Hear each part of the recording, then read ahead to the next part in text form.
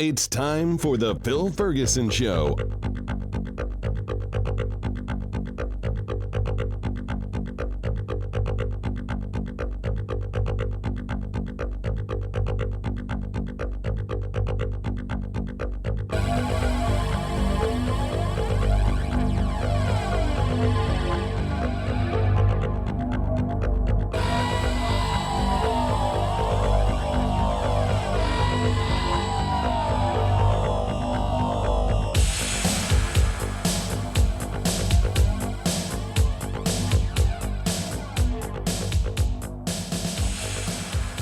This is Phil Ferguson, and you are listening to The Phil Ferguson Show. So delighted that you are here. It is show number 398, and it is November of 21, just in case anything in here is specifically temporal. Segments coming up today, we are going to talk about the SEC and them looking into Robinhood for gamification of investing. And this is something that I've talked about a little bit here and there over the last couple of years, but investing, in my opinion, should not be a game. If you are using an app because it's pretty and you think you're investing, that's great. But places like Robinhood always seem to have some kind of trick to it where you're not the client, you're the product, I guess, like Facebook. And one of the problems with Robinhood is that they encourage you to trade a lot, and then they sell your trading information. And so they make money not by charging you $5 or $10 to make a trade, but when they sell all of the data to another firm to execute the trades so that they have all this information about what is trading up and down milliseconds, I guess, before they actually do it. And so they can enjoy the spread. And the spread is the difference between the bid and ask price. It's always been this way. I mean, there's not always someone who wants to pay the exact price and someone else who sells at the exact same price. There's usually a teeny difference. And historically, the broker dealers and especially the market makers, these are people who they're kind of their job to make sure certain stocks, and every stock has several market makers that ensure smooth and liquid markets. And we want that. We want to be able to go and sell whatever we want to sell. We want to buy whatever we want to buy. And that costs used to be, a fraction of a dollar because stocks were traded in fractions, and now it's decimal. So it might cost you a few pennies or 10 pennies, but don't think that your trade's free. There's a chance, because I don't know for a fact, but there's a chance that some of your trades will be suboptimal because someone else has the knowledge of what you're doing. So just something to think about with the gamification, and that's going to be in that segment. The other segment is about cash balance plans. And sometimes I do segments on what to do if you have $1,000 on the low end. And this is one of those really crazy high-end segments.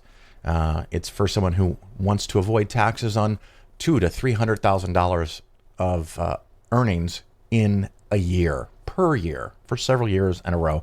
It's absolutely staggeringly beautiful benefit, but also perhaps shouldn't exist. I don't know. I'm conflicted because there's a lot of people who are having trouble getting by.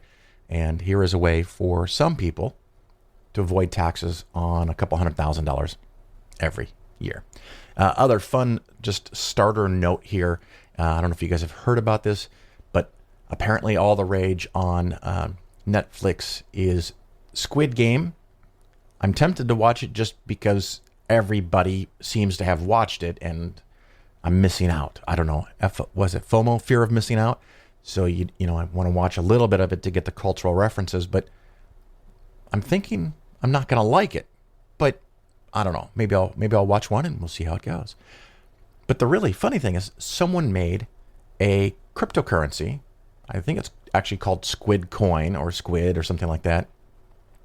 And they launched it and people started buying it, and the price went from pennies to dollars to tens of dollars to maybe a couple $1,000s per coin. And there weren't a lot of coins, but the total market value got up over $2 million. And apparently the people that created it had a whole bunch of squid coin on the side, and they sold into the market, collecting over $2 million, and the whole system crashed because everyone could see that there's this giant rush of sales, and so the value of the coins started falling. Everyone that had alerts set or trades set started selling, and it became a run on this cryptocurrency, the squid coin, which, if I understand the game, the TV show, and maybe I don't, it was kind of like predestined to fail. I don't know, but so people that bought a couple of coins when they were more than $2,000 a piece, if you bought 5 of those, you just threw 10 grand in the toilet and it went away, because there's absolutely nothing under squid coin to hold up its value if a good chunk of the people decide it's worthless.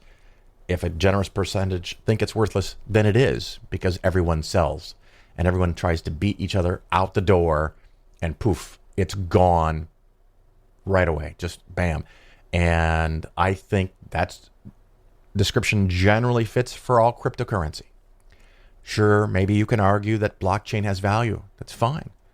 You can use blockchain software technology ideas without having any involvement with Bitcoin. Blockchain technology, as it's used by Bitcoin, would be just as effective as Bitcoin is $60,000 a coin or $1,000 a coin. So these are some of the many reasons I don't invest in them. I don't know that it's an investment. I think it's more of a gamble. And it's distorting things in the market, like electrical supply and demand, and the price for video cards, because apparently they're really good at doing the analysis and doing the work to break the super secret code that is provided every 10 minutes to unlock and verify a block. I've talked about this at length in more shows, so I'm not going to get into it too much, but this is just one of those issues with cryptocurrency. It could go from whatever price it is to zero in a period of time that will blow you away. We've seen this before in other historical bubbles, things that just don't have an underlying value to them. So just something to be aware of. We'll take a quick little break, and we'll get on with the Investing Skeptically segments.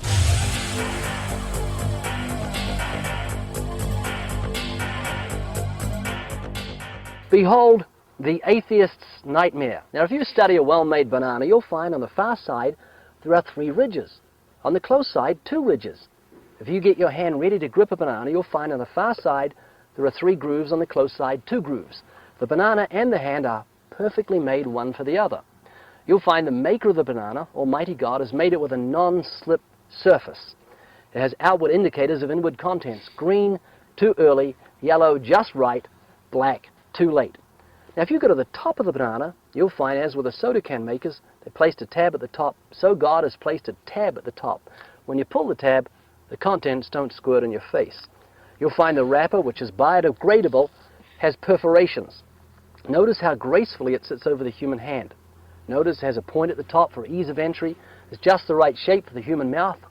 It's chewy, easy to digest, and it's even curved toward the face to make the whole process so much easier.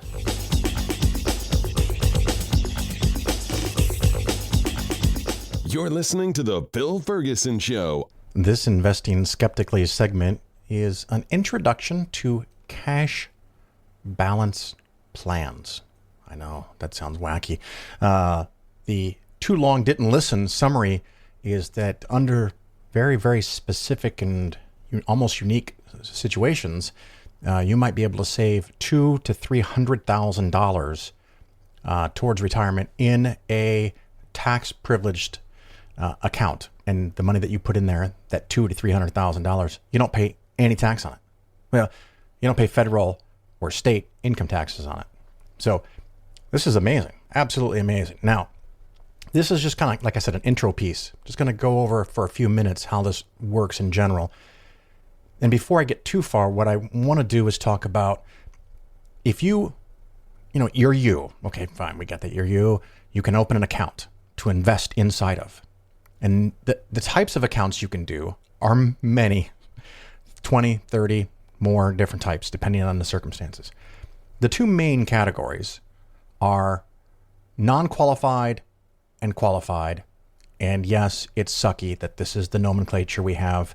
It's kind of really almost exactly equal to taxable and not taxable, or at least tax deferred or tax privileged. They qualify for some kind of special tax treatment. So accounts that don't qualify, non-qualified, are generally taxable accounts. It's an individual account in your name.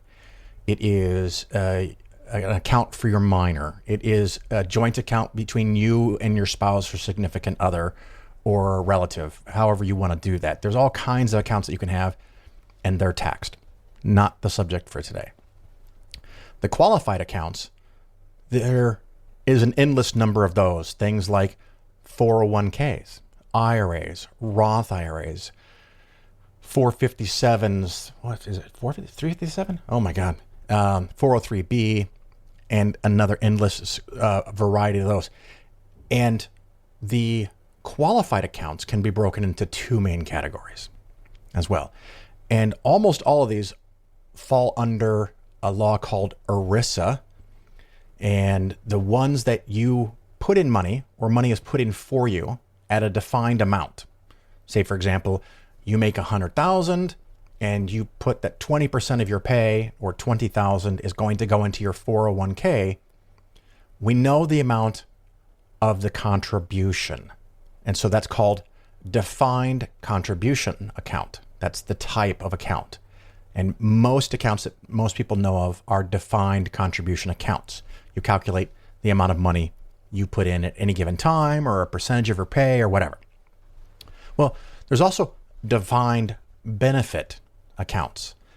And these are accounts that give you a certain amount of money at some point in the future. Historically, the very simple version of this would be called a pension. A lot of places still have pensions. Mostly they are universities, states, governments, hospitals. It can be an individual corporation, or it can be a corporation that's been around a long time and hasn't gotten rid of their pension. And so the pension might have almost any number of ways that they calculate what you get paid, but something that's common is you have to be a certain age, or you have to be a combination of age and years of service. And so when you get to retirement, you get that pension, and you get what is promised to you by the employer. The employer puts the money in. The employer controls the investments, maybe directly or indirectly. But you don't have to worry about that stuff too much. And this kind of goes back to the olden days. If you worked for a company for 30 years and then retired, you just kept getting money from your pension. Sometimes a pension from an employer, whether it's a private business or a government agency, might offer you a cash out kind of option, where instead of getting $2,000 a month, $24,000 a year, they might say you can take $222,000 in cash and just walk away and be done. Or they could annuitize it, and the pension turns into an annuity, and you get a certain amount per month based on all the rules and conditions. In this context, this entire segment, the word annuity is not evil. I normally talk about how awful it is. There's different uses for the word annuity. If your pension gets annuitized, it's not necessarily evil, but we're not even going to talk about that. So you can do qualified or non-qualified plans.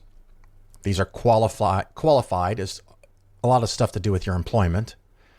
And then there's defined contribution, where you know how much you're putting in, and then defined benefit, where you know how much you're going to get.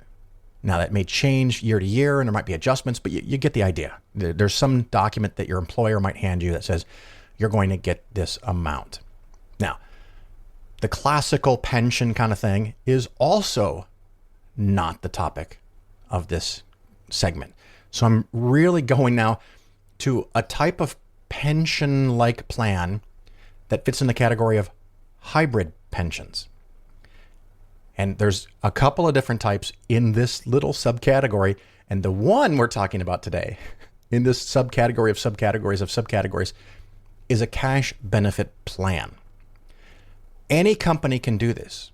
It can be just you as the employer in your own company. You're the only person. It can be for a big company. Most often, this type of plan is used by more like service providers, doctors, dentists, chiropractors, an accountant firm, financial planners, businesses that often provide services, but it can be any company.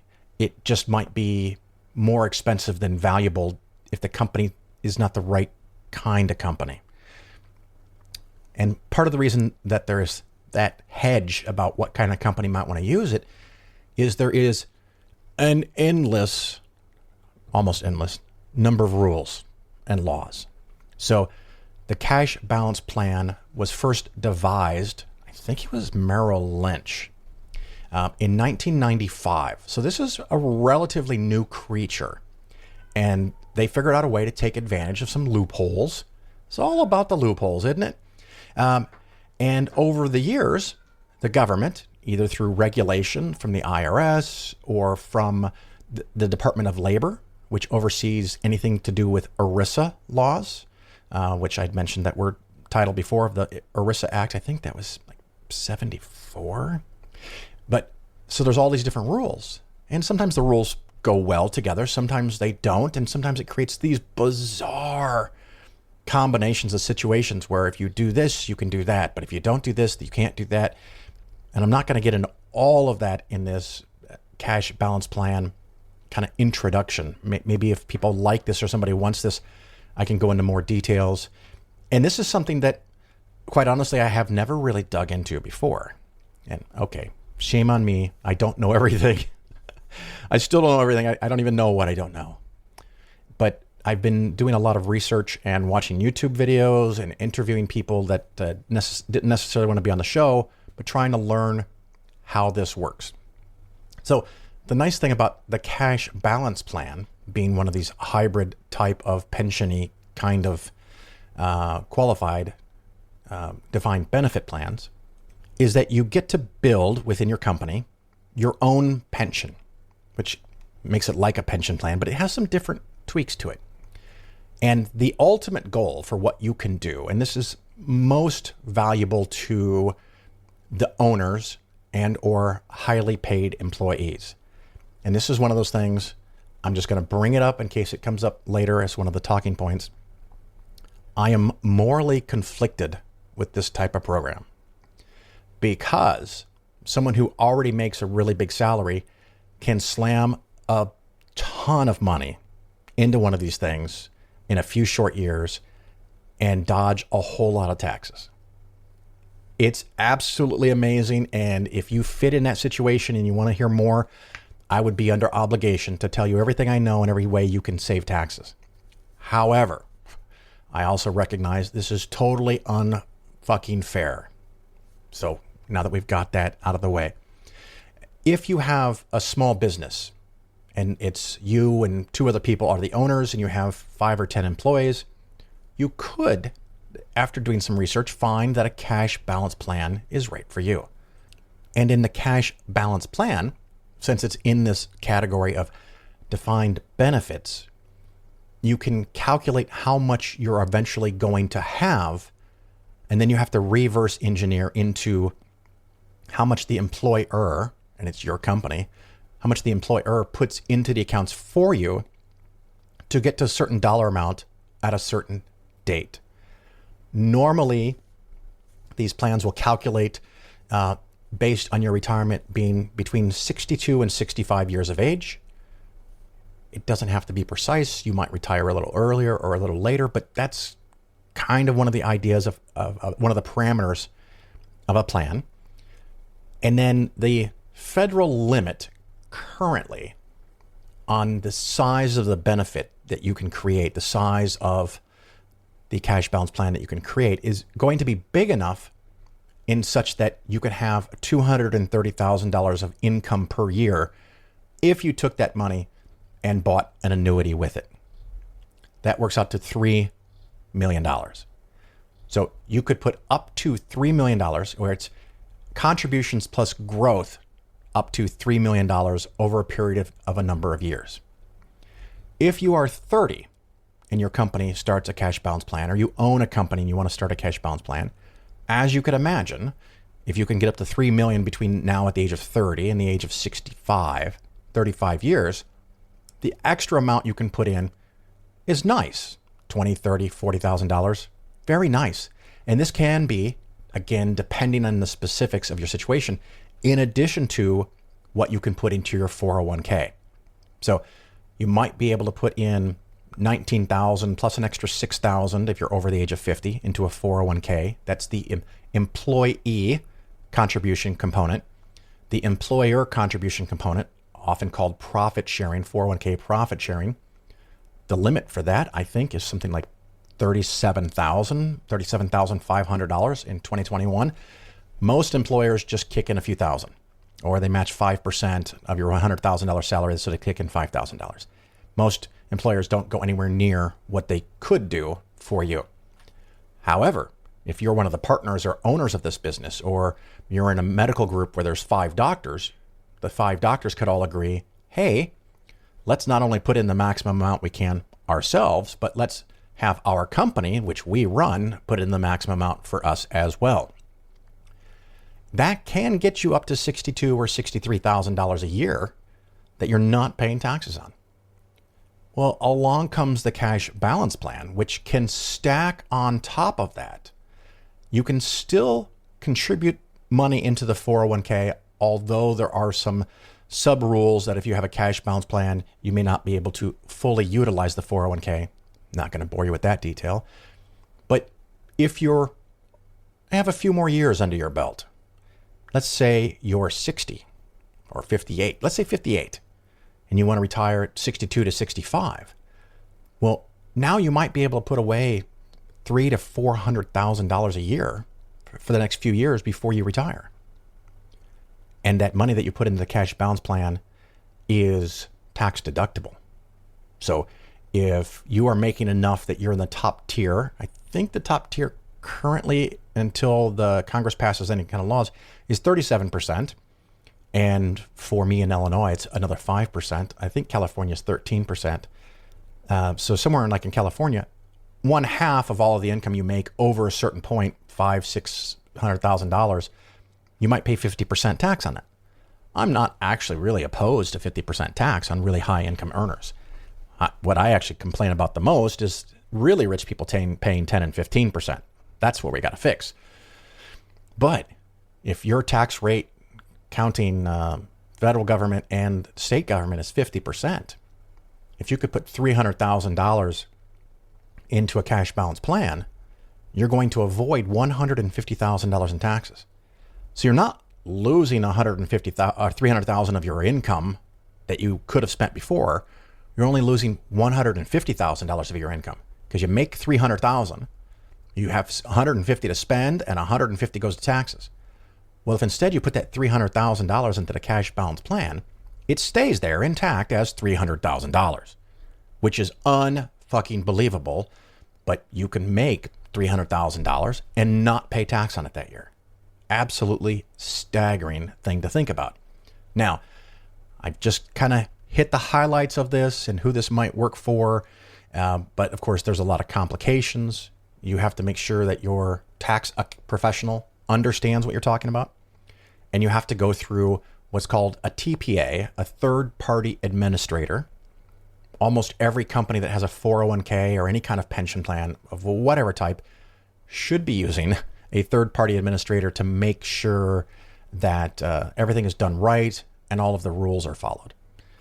As an example, in my situation, if I were to put in money into a cash balance plan, then I could still max out my personal 401k contribution as me, the employee, but then me as the employer, because I'm the only person, the profit sharing is limited to 6% of $290,000, which, again, just weird arbitrary rules. So I think that's 17,400 and not the 37,000 that the other laws allow.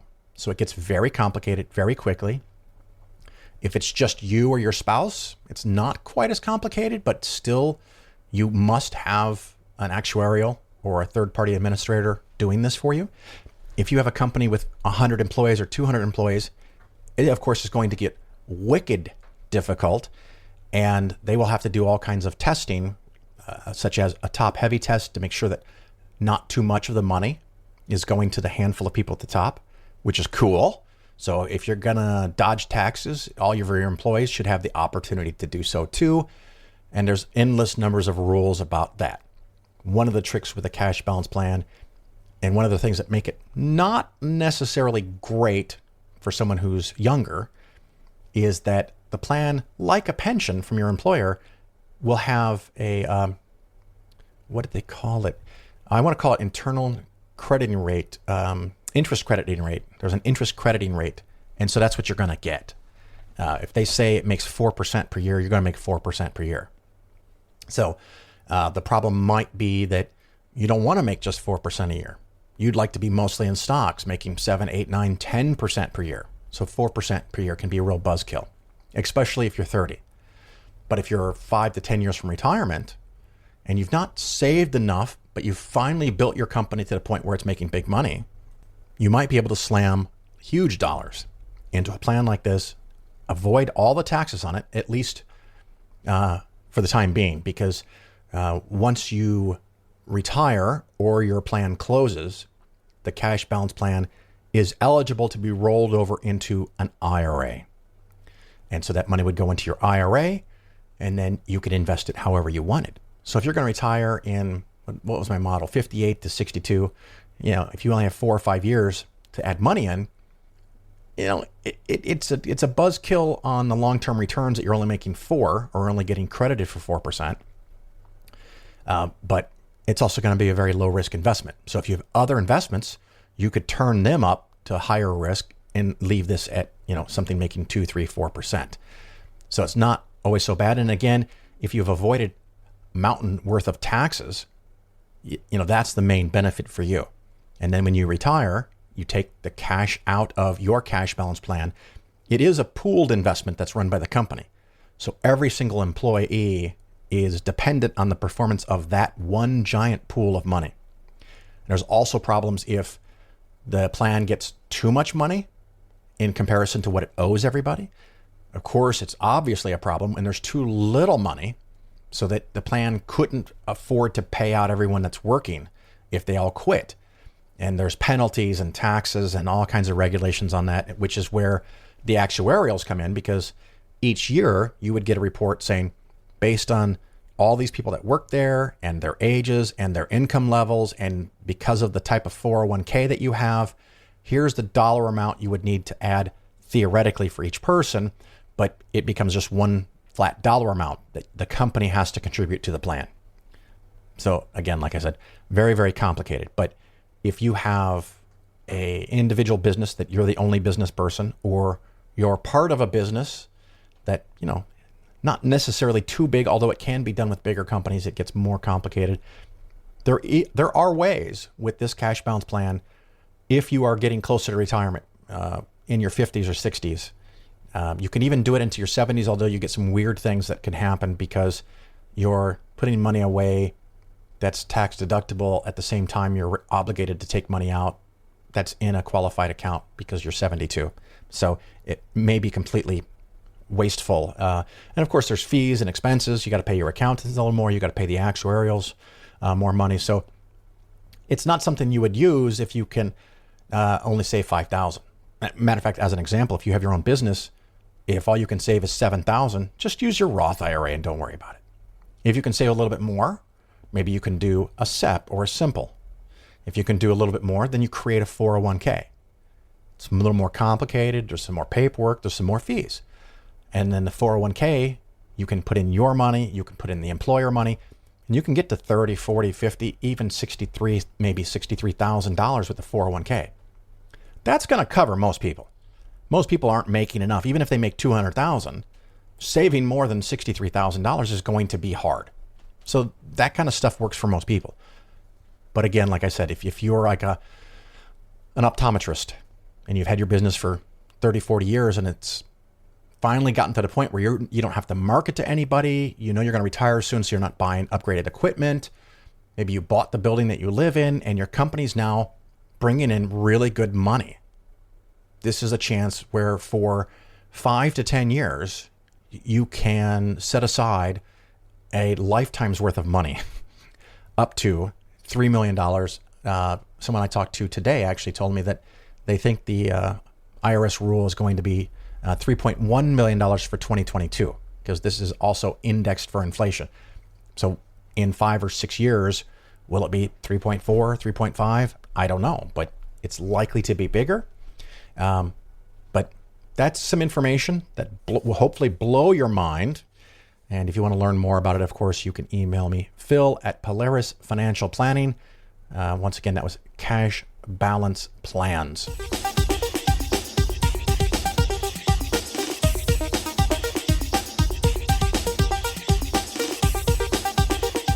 And he's right. It is a miracle. Except when you think about it, it's actually not. It's science, which I'd argue is actually better and more convenient than a miracle, because you don't have to spend the next 2,000 years worshipping the scientists. You can just be like, thanks. and while... The Phil Ferguson Show is for educational purposes only. Nothing said on the show should be interpreted as personalized investment advice.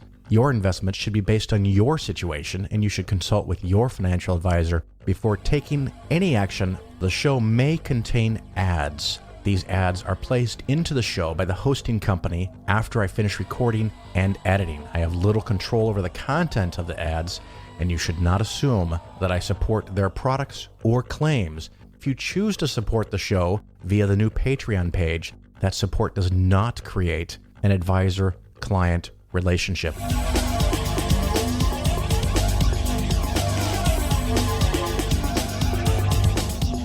You're listening to The Phil Ferguson Show. This Investing Skeptically segment is on gamification. Yes, gamification. I've talked in the past about different platforms, apps, companies, whatever stuff that you can do on your phone, and how that might be really cool and really fun and trendy and exciting, and it gives you explosions like 4th of July when your stock goes up. But I worry that it is a distraction from what you should be really doing as far as an investor, and it becomes a game. And a lot of these platforms, and Facebook and Twitter are examples of this. Of course, TikTok, they do whatever the algorithms say works. So if spreading hate gets you upset but makes you stay on the website longer and look at more posts, then there's a temptation to do that, because that maximizes the company's profit without regard to what it does to you and or your blood pressure and or how you behave in culture. If they tell you it's okay to be a racist and you like being a racist and you find more racist stuff and that allows you to be on the platform more, cool for them, cool for you. And then, of course, as soon as they start taking down or filtering your racist posts, you leave and go somewhere else, and then they lose your revenue and someone else gets it by doing the things that they just didn't do. So anyway, the SEC, Securities and Exchange Commission, as they regularly do, they present new ideas and new possible legislation and open it up for public input. And I say public, theoretically, you could go and give your input or write a letter if you knew about it, if you read it, and if you had the time and didn't have 3 jobs, whatever. But there's some new regulations about some of the stuff that's going on here. And I'm going to try to think here. I'm going to read, this is from Financial Advisor IQ, and the title of the article is Robinhood to SEC, Digital Engagement Rules Could Violate First Amendment. And so the quick gist of this is that Robinhood, as a company, says, no, you shouldn't make rules like this that limit us from how we interact with our clients. We should be free to do whatever we want, and the customers should be able to freely do whatever they want, and anything short of that is a violation of free speech. Here is an example of something from the article that then goes into a quote from Gary Gensler, the SEC chair. The article says, at the time, SEC Chair Gary Gensler said some of these features, quote, may encourage investors to trade more often, invest in different products, or change their investment strategy, end quote. And then I'll go on here because I think this is important. A second quote, also from Gary Gensler, quote, predictive analytics and other DEPs often are designed with an optimization function to increase revenue, data collection, or customer time spent on the platform. This may lead to conflicts between the platform and the investors, end quote. I agree with that. Just imagine, I mean, you should probably know somebody who's gambled, and I know a few people that have gambled and lost a lot of money, and it's become an actual serious problem in their ability to function in a modern society, in part because they have no money left. But gambling is an addiction, can be an addiction, and can ruin lives. And often gambling pays out less than what you put in. But the excitement of the possibility of winning is so, I don't know, brain altering that you still want to do it. And, the slot machines might pay out 92 cents for every dollar that you put in, but every once in a while they pay out $500, even though you put in $1. And you might forget the $600 that you already spent $1 at a time for 6 hours at a slot machine. And you're going to remember and go back and tell the stories about how you won $500, even though you actually are short $100. It's a trick. It's a mind trick. Now imagine if you could do that, if you could have something that is essentially gambling, but instead of gambling on a slot machine that pays out 92 cents on every dollar, imagine straight up gambling with stocks that generally pay out 4 or 5%, but might pay out 20% or 50% or 100% in a short period of time, where you're basically doing the same kind of thing. You're gambling, but on average you win. Now you could lose a lot, but on average there's a chance that you make money, not lose money like a slot machine.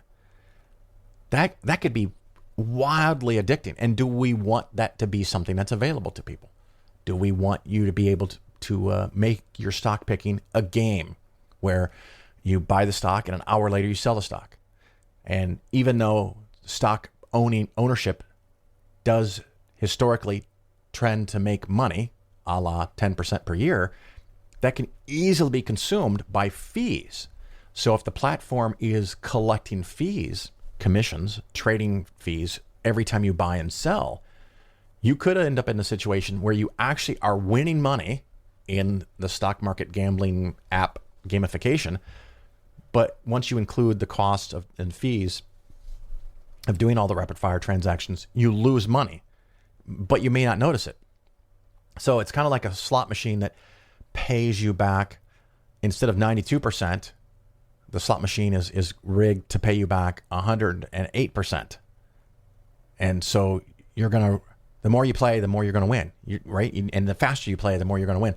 Oh, but by the way, each spin has a fee.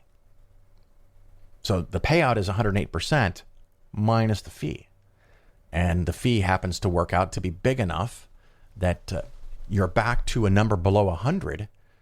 And the casino, in this case, still makes a profit, even though theoretically they could report that their slot machines pay out more money than you put in. And that would be a true statement, unless you include the fees, which I think you should.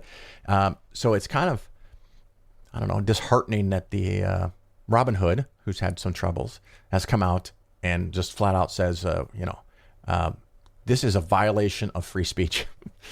So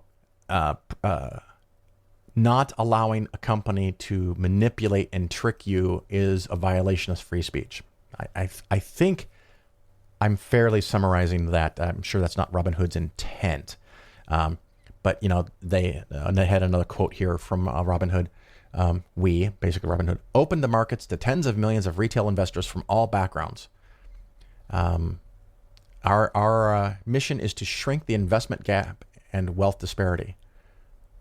Well, I don't know how Robinhood helps wealth disparity, but the investment gap, you could have done everything that you do on Robinhood at a conventional brokerage firm. You just probably won't be jumping in and out as quickly because the fees might be a little higher and they'll get your attention. Where a lot of times Robinhood, the fees are very small or non-existent because they're not making money on fees from you. They're collecting money from other sources that are willing to pay for the data that you create by being an active trader. And so if you're not paying for a product, you might be the product. I guess it's the phrase I've heard somewhere along the way. So I thought you just might find that interesting. That's some possible rules that might change from the SEC on digital engagement and or what I call investment gamification.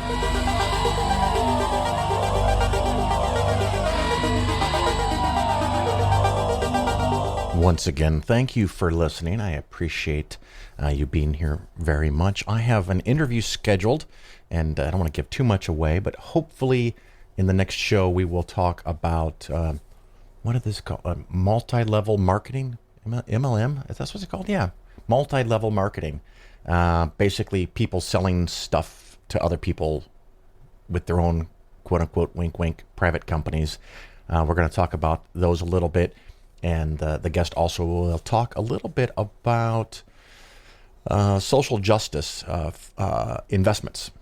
ESG, environmental social governance, is the new thing. It used to be socially aware, socially responsible funds, but now it's ESG. That's the new marketing term, and we're going to get her positions on that as well. So look forward to that. The other fun thing is I'm just looking at the news here. A couple of days ago, I think, the boss, the chief, the executive director of the World Food Program through the UN was on CNN, and apparently he made a call. Well, I watched it, so he did. He made a request to call out, saying that they need $6 billion to fix world hunger right now because of COVID, because of climate change, because of crop failures. And he specifically pointed out that Elon, yes, one of my world's favorite people, that he could contribute $6 billion. It would only be 2% of his net wealth. So Elon himself, all by himself, could contribute $6 billion and help 42 million people not be at risk of starvation this year. So in typical Elon style, he responded on Twitter. And he said, if WFP, the World, oh my God, I just looked this up, the World Food Program. Okay, quote, if WFP can describe on this Twitter thread exactly how $6 billion will solve world hunger, I will sell Tesla stock right now and do it, end quote. So it's always about moving the goalposts. If you can describe on Twitter, and on this Twitter thread. So it's not just putting out a white paper saying how it would work. You'd have to be able to put it on his Twitter thread. And of course, he would have to agree that you're describing exactly what you're describing. And he added the caveat, will solve world hunger. And that was not the claim of the chief of the WFP. He said that this would prevent 42 million people from starving to death this year or right now. So it's not necessarily a solution. So Elon built a straw man. And of course, then he says, he'll sell Tesla stock right now to do it, which if you own Tesla shares, you probably don't want the biggest individual shareholder. I believe that's Elon. If it's not, let me know. You don't want them rushing to the market to sell $6 billion worth of stock in your company, because that would create a very powerful downward pressure on your stock. So then Elon realized that he might be at too much risk of this actually occurring, and then added, but it must be open source accounting so the public sees precisely how the money is spent. So It must be a very comprehensive, detailed plan described only on his thread, how it could solve world hunger, and it must be open source accounting so the public sees precisely how the money is spent. Well, you got a response saying that they have systems in place for transparency and open source accounting, and they'd be happy to do that. And he offered that Elon and his team could review the work and confirm that it would go where it's going to go, and anything that makes him happy to do it. And so they are now sitting by and waiting for the $6 billion. So I guess we'll see what happens. Other fun news, I think I mentioned in the last show about my car being selected for the battery replacement, the Chevy Bolt EV. I have confirmed with the dealership, and they have ordered the parts because this is just the beginning stages of this recall. They don't know when the parts are going to be in, but they're hoping in a few days. And I'm hoping in a few days that I will be able to take my car to my local dealership and have them replace my battery in my car, which gives me a new 8-year, 100,000-mile warranty on the battery.